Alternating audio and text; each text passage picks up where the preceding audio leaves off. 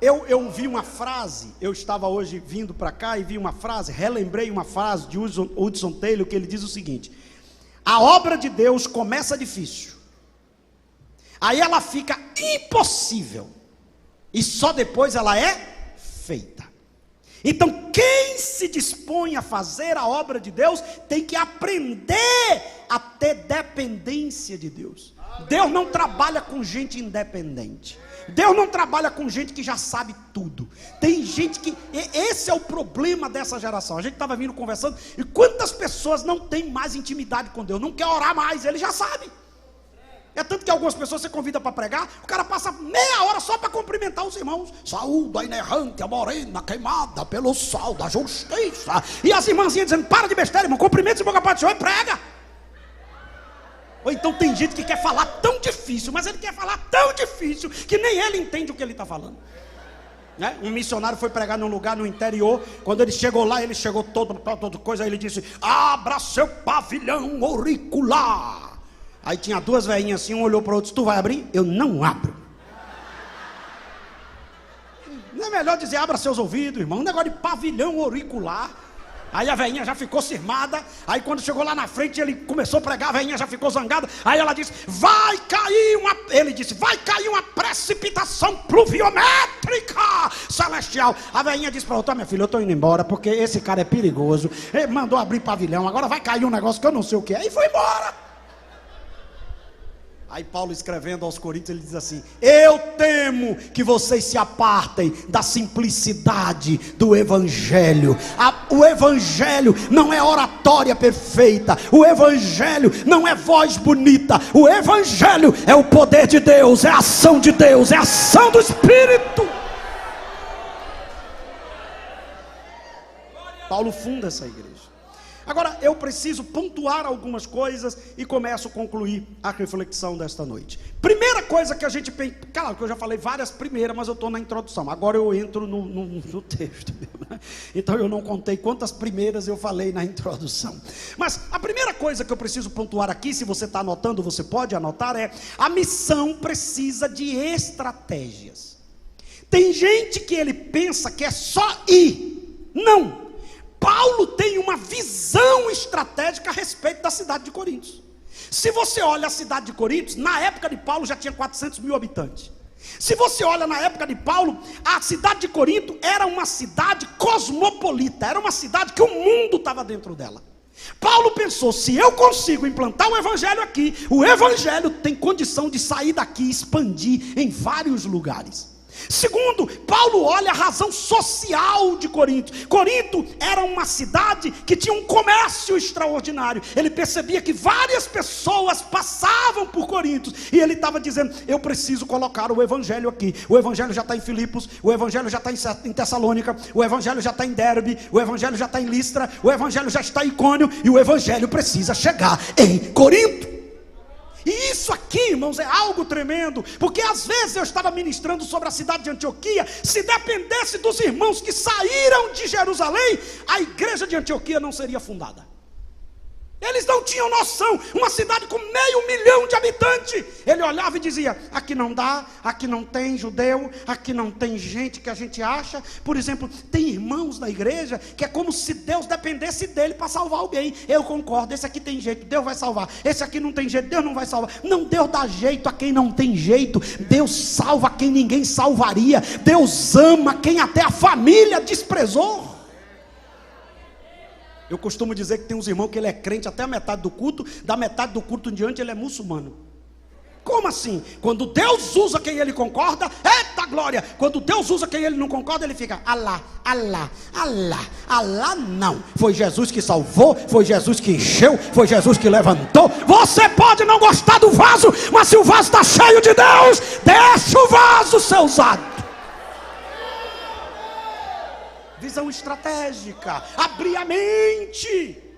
Lugares que você diz: aqui é interessante, eu preciso levar o Evangelho aqui. E é isso que Paulo faz quando ele chega na cidade de Corinto. Existia uma questão moral na cidade de Corinto. A cidade de Corinto tinha a deusa Afrodite. A deusa Afrodite, no templo da deusa Afrodite, existia 1000 sacerdotisas que eram garotas de programa. E o deus Apolo incentivava a relação homoafetiva. Já naquela época. E Paulo chega com o evangelho. E eu vou dizer uma coisa aqui, todo mundo sabe disso. O evangelho tem o poder de mudar qualquer realidade. Eu costumo dizer que o evangelho é igual água. A água vem aqui, tem aqui um empecilho, ela não fica discutindo com o empecilho, ela contorna o empecilho e segue o caminho dela. Mas se o empecilho for muito grande e a água parar, ela não fica parada, ela vai infiltrando, infiltrando, infiltrando, infiltrando, infiltrando. Daqui a pouco ela leva o empecilho, arrebenta com tudo e passa por cima. Olhe para mim, um dos lugares mais fechados hoje para pregar o evangelho é a Coreia do Norte. Aí teve um missionário agora que a gente tem uma parceria, que ele está fazendo medicina na Rússia. Antes da guerra teve que voltar para poder entrar na Coreia do Norte. E ele entrou na Coreia do Norte. E eu perguntei para ele: tem crente na Coreia do Norte? Ele disse: pastor, eu encontrei até gente da guarda do perturbado que já se decidiu ao evangelho e está seguindo a Cristo. Ninguém segura o evangelho. O evangelho tem o poder de chegar no lugar e mudar a cultura do lugar.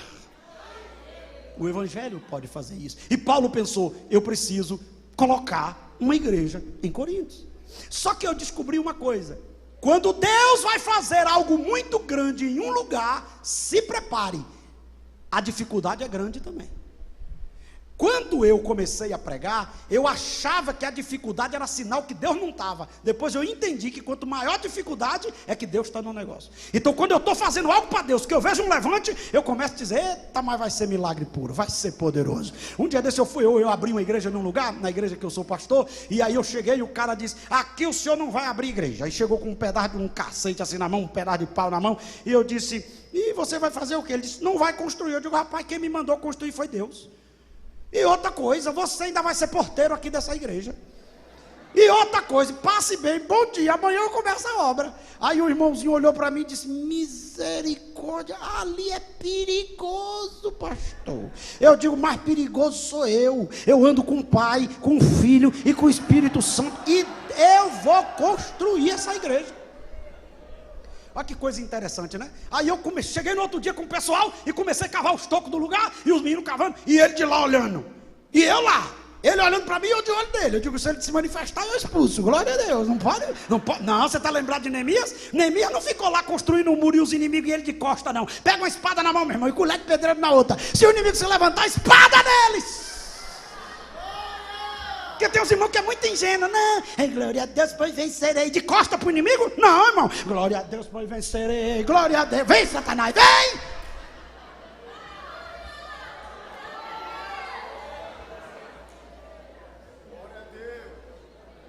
Agora que coisa. Eu levei um presbítero comigo, e o presbítero, em vez de me ajudar, quando eu olhei, estava atrás do carro escondido. Eu disse: meu filho. Ele disse: pastor, é perigoso, eu tenho família. Eu digo: eu também tenho. Mas eu tenho uma missão e essa igreja vai ficar pronta. Começamos a construir a igreja. Aí quando passou uma semana, o irmão chegou para mim e disse: pastor, ele está com medo do senhor. Me procurou e perguntou para mim: quem é aquele homem? Eu disse: meu pastor. Não, eu quero saber quem é ele. O cara chegou para mim, olhou dentro dos meus olhos e disse que vai construir a igreja. E eu tento me levantar, eu tento articular, eu tento planejar, e dá tudo errado. Tem alguma coisa na vida deste homem. Você tem que ser estratégico. Eu amo Davi, porque Davi, quando assume o trono, Davi olhou e disse o quê? Jerusalém é o lugar mais estratégico, isso aqui tem que ser de Deus. Irmão, diz Josué, até Davi, Jerusalém era Jebus. Quem já teve o privilégio, como eu tive em algumas vezes em Jerusalém, a pessoa mais importante de Jerusalém não é Jesus, é Davi. É a cidade de Davi, porque ele não acredita em Jesus como Messias. A gente quer conhecer o túmulo de Jesus, mas o judeu quer ficar no túmulo de Davi. Agora o que foi que Davi fez? O Jebuseu dizia: ninguém entra. Davi olhava e dizia: o melhor dessa terra é para o meu Deus, a gente vai tomar isso aqui. E tomou. Deus gostou tanto da ideia que a Bíblia diz que quando Deus fizer todo o procedimento escatológico, vai descer a Nova Jerusalém.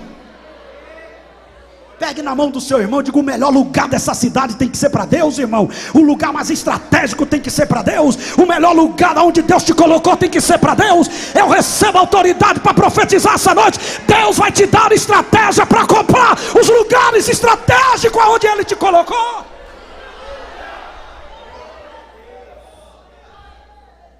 Mas vamos para a segunda coisa. A missão precisa de coragem. O problema é que tem gente medroso. O diabo está dizendo: vou te pegar, ele já está correndo. Já está correndo. Tem gente que tem medo de macumba. Um dia eu perguntei: pastor, eu estou com medo que diz que vão fazer uma macumba. Eu digo: que macumba? Eu era adolescente, eu fui pregar num lugar onde tinha a feiticeira mais temida do lugar. Ela mandou tirar foto minha, tirou foto minha. Eu dessa grossura, eu só tinha olho, cabeça e pescoço. Se passasse um vento muito forte, eu pensava que era arrebatamento, não era? E ela mandou tirar e tirou as fotos para fazer um trabalho contra mim. Foi a primeira vez na minha vida que eu vi umas pessoas tirar uma foto de uma pessoa e devolver. Fui devolver, oh, glória a Deus. Tiraram a foto e eu pensei até que o rapaz estava gostando da mensagem. Mentira! Era um enviado da mulher. Tirou as fotos aí, botou a foto lá, botou em tudo quanto é lugar. Eu magro, com o olho pregando, cheio de ousadia, com o olhão. Deus não dá um olho grande a ninguém em vão, glória a Deus. Você viu, irmão? Pode ficar tranquilo. Lá na igreja que eu sou pastor, as ovelhas dizem: é por isso que Deus lhe deu esse olhão, pastor, deixa eu ver tudo. Aí botaram lá minha foto e o bicho começou a não descer. Olha que coisa. Não descia, batia lá, não descia. Quando foi um dia que o bicho se manifestou, disse: tira esse zoiudo daqui que com ele eu não desço. Olha que confusão. Isso é bullying, o diabo fez bullying comigo. Aí foram lá, pegaram as fotos e devolveram. Mas se Deus te mandou para Corinto, Deus vai te revestir de autoridade para fazer a obra lá. Olha que coisa linda. Deus aparece para Paulo e diz: não temas, não tenha medo. Eu tenho muita gente para salvar aqui nessa cidade. Eu tenho uma obra grande para fazer aqui nesta cidade. Eu tenho algo extraordinário para fazer aqui nesta cidade. Quando você pensar em parar, lembre da promessa. Vamos para a Bíblia? O texto diz assim: e Abraão creu contra a esperança e foi fortalecido na fé, dando glória a Deus. Eu vou lhe dizer mais ou menos como era. Abraão olhava para ele mesmo e dizia: estou acabado, mas a promessa está de pé, glória a Deus, glória a Deus, glória a Deus. Abraão olhava para Sara e dizia: meu Deus, a velhinha está toda acabada, Senhor, como é que vai ter um filho? Mas Deus prometeu, glória a Deus, glória a Deus, glória a Deus, glória a Deus. Já passou 10 anos, eu não sei como vai ser, mas glória a Deus, glória a Deus. Ele foi fortalecido na fé, dando glória a Deus. Pegue na mão do seu irmão e diga: vai dar certo, a promessa está de pé.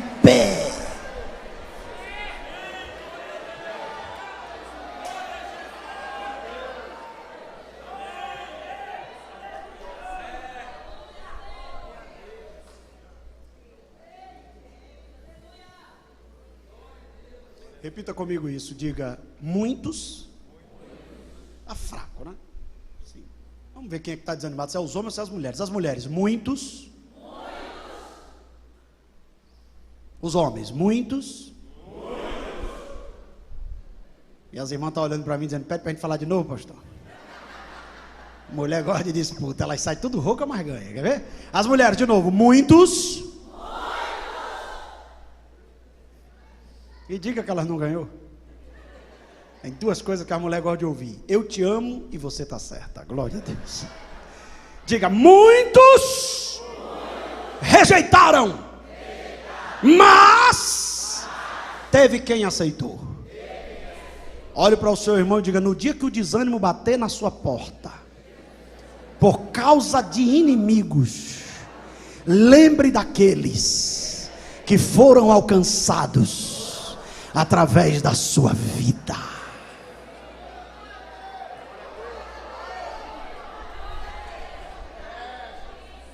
Olha que coisa linda.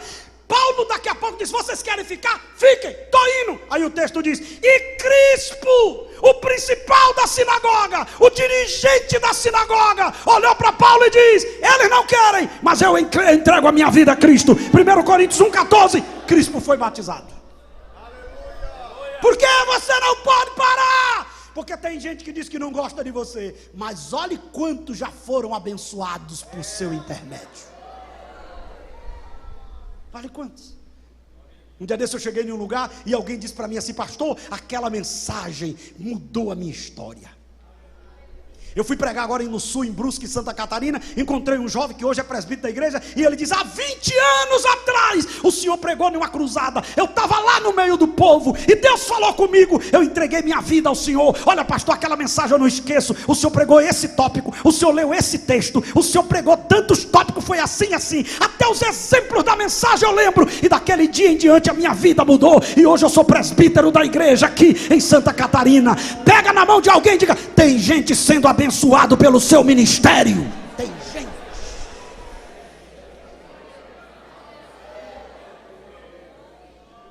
Glória a Deus. Em quarto lugar, diga comigo: sempre tem alguém para ajudar. O problema é que a gente fica olhando só para quem quer atrapalhar. O problema é esse. Olha, irmão, tem gente que não gosta de mim, mas os que gostam é mais do que não gosta. E eu deixo quem não gosta e fico aqui: oh glória, aleluia. Quem gosta lá, tem gente que fica olhando: olha lá, eu estou aqui pregando, ele não está gostando. Sangue de Jesus tem poder. Você vai se atribular, você vai morrer de coração. Sabe por quê? Nem Jesus conseguiu agradar a todos.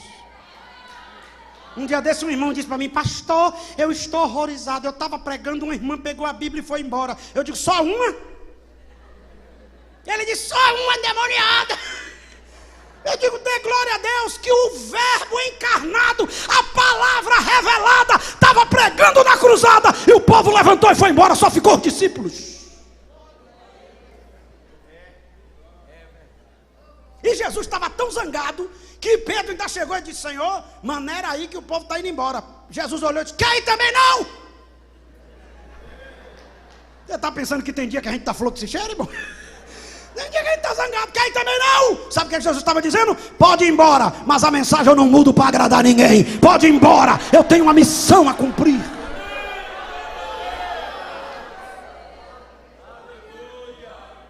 Diga para alguém que está do seu lado: não sacrifique a mensagem para agradar rebelde. Se o rebelde quiser ir embora, deixa ele ir, Deus vai tratar ele, mas a mensagem vai ser pregada com fidelidade.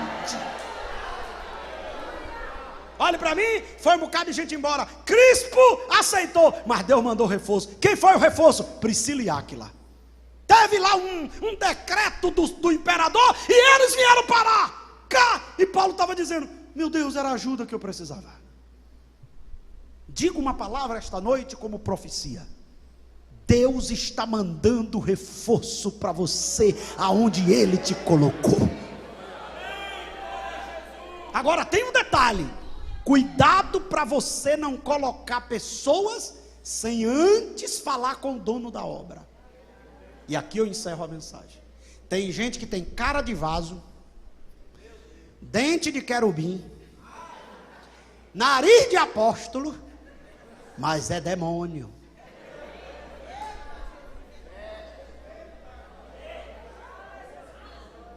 Cuidado com esse tipo de gente que ainda bem não te conhece. Querido, que honra. Um dia desse eu cheguei num lugar, irmão, disse: é uma honra inenarrável te encontrar. Eu digo: saia desse corpo. Saia desse corpo. Você não me conhece? Que honra inenarrável é essa?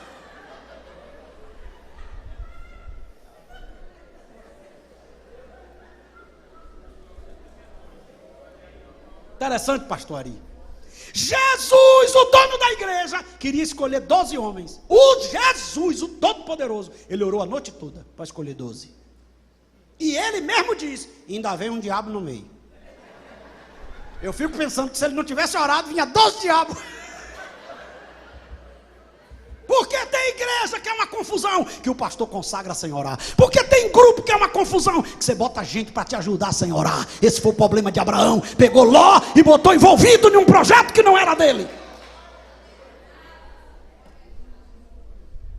Agora, assim, me ajuda aí. Levanta as duas mãos para o céu e diga: Deus tem a pessoa certa para me ajudar a cumprir a missão.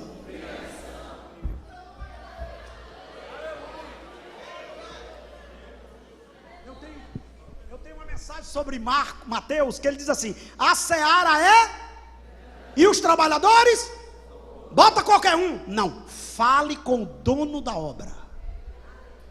Ele tem a pessoa certa para te ajudar. Eu dirigi uma igreja que tinha um tocador pirracento.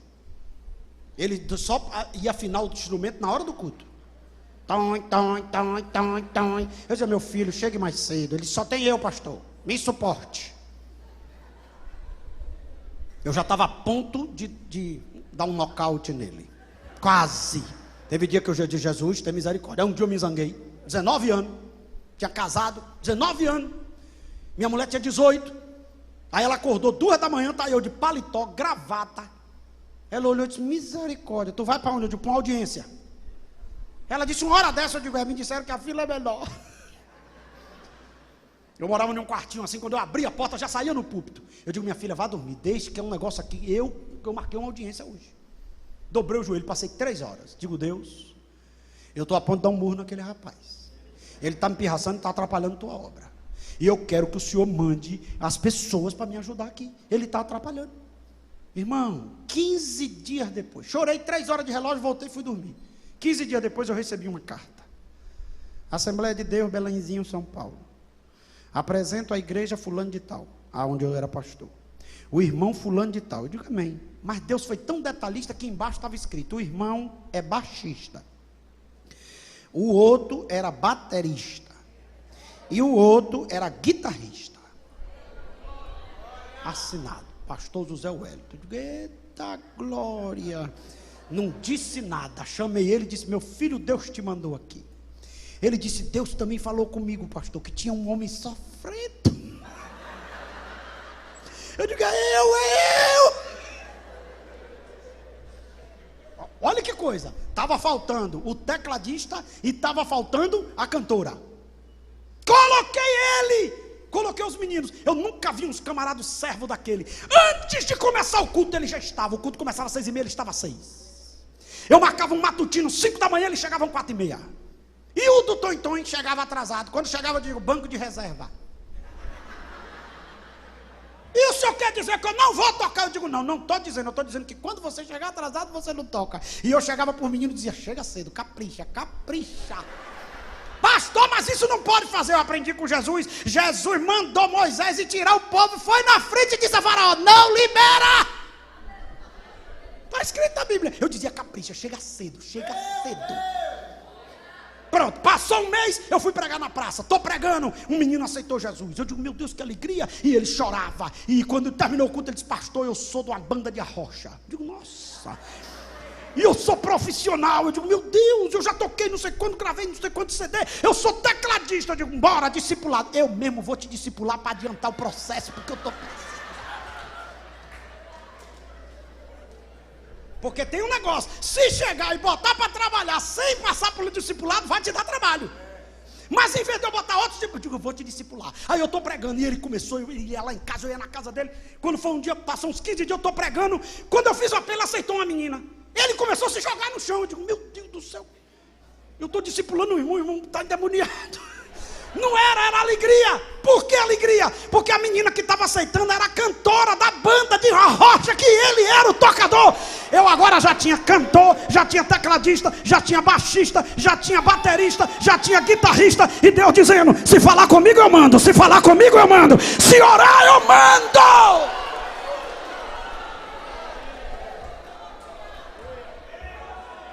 Eu encerro essa mensagem esta noite pedindo a você para fazer algo aqui. Pegue na mão de alguém e diga: não se desespere pelas dificuldades que você está atravessando. Diga: a chamada está de pé. Não haja silêncio em você. Não pare. Agora sacode a mão dele e diga: pode orar que Deus tem. Deus tem. E eu digo nesta noite com autoridade: está chegando reforço.